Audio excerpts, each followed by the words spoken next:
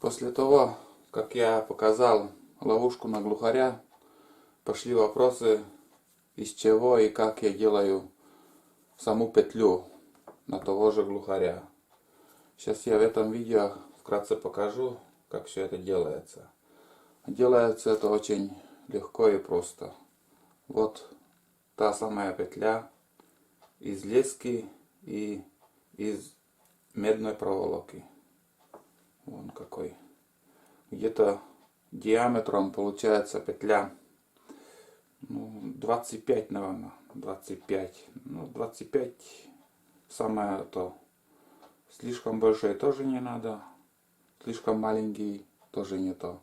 А 25 диаметром самое как раз. Голова глухаря влезает, попадает. Сейчас вкратце покажу, как это я делаю. Для этого вот такой медная проволока, метр длина, и вот такой кусок лески на этот момент я взял, тоже метр длина. Для начала на леске сделаем вот такой узелок. Делается очень легко и просто. Можете сами сделать, как умеете. Самое главное, чтобы она не развязалась.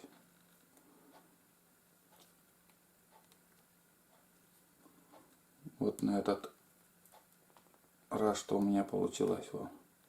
Где-то вот мизинец влезает в эту петлю. Так не затянешь, не крепко не сможешь затянуть. И для этого у меня здесь крючок сделал.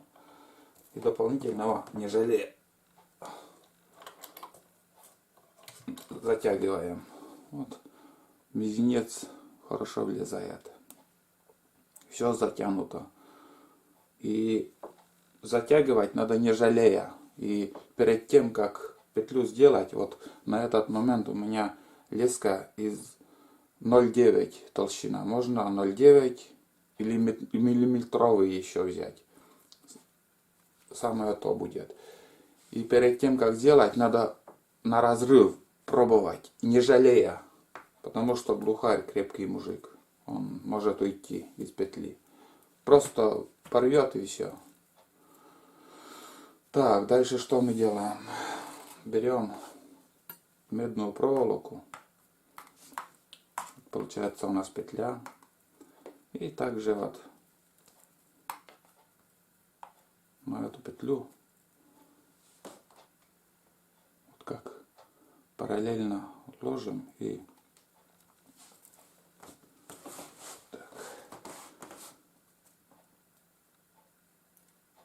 так и короче прикрепляем и наматываем друг с другом проволоку.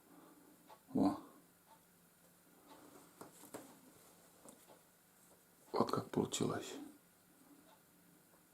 Надеюсь, там более-менее видно. Вот. Дальше опять же надеваю на этот крючок. Там у меня сделан нехитрый. И вот таким способом друг на друга так наматывая.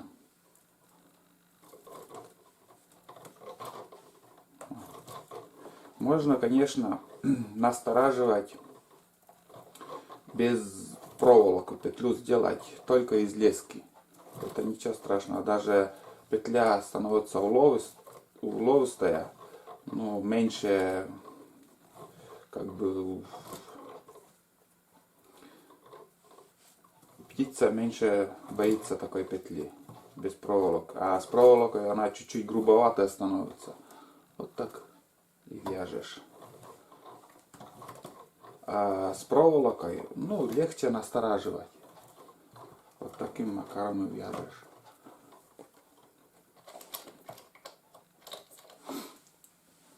Вон как получается. друг на друге.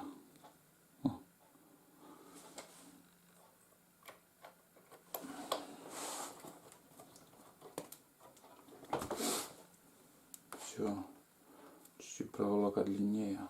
Этот конец можно так тоже завязать.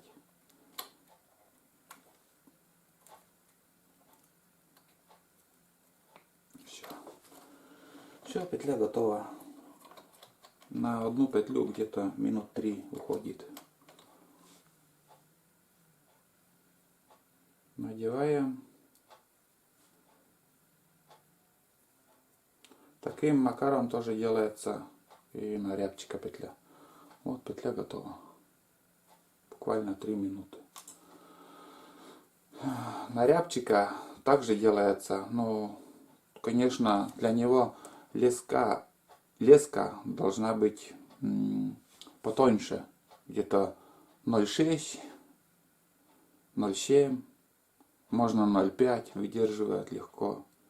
Но один минус у таких петель, леска, вот как если сезон там охотился и петли уже убираешь, но некоторые снимают, а некоторые просто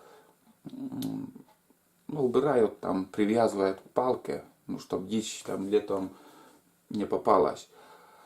А летом она за весь год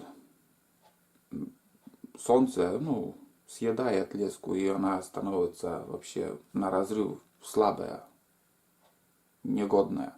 Лучше можно, если не лениться, вообще снимать лески, петли такие, или же делать из миллиметровой проволоки, 1,2 даже миллиметра проволока, многожильная, она уже долговечнее, на десяток лет хватает.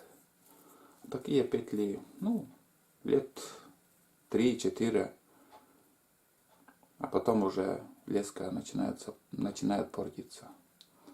Так что можно такими петлями ловить боровую дичь. Главное, меру знайте. Это самое главное, что я даю всегда совет. Если уже поставили петли, в конце сезона обязательно надо снимать. Это не значит, что вот у вас петля там осенью резко снегопад, там под снег попал там. Надо сходить все равно, все снимать. Потому что весной боровая дичь активная, много ходит. И вот если петли не снимают, там многие попадают. И это категорически нельзя. Все, вот такие петли можно сделать на глухаря. Обязательно пробуйте на разрыв, чтобы леска не попалась бракованная, чтобы крепкая была. На глухаря миллиметровка 0,9 или миллиметровая, а на рябчика 0,5-0,6. Как-то так. А на сегодня все. Пока.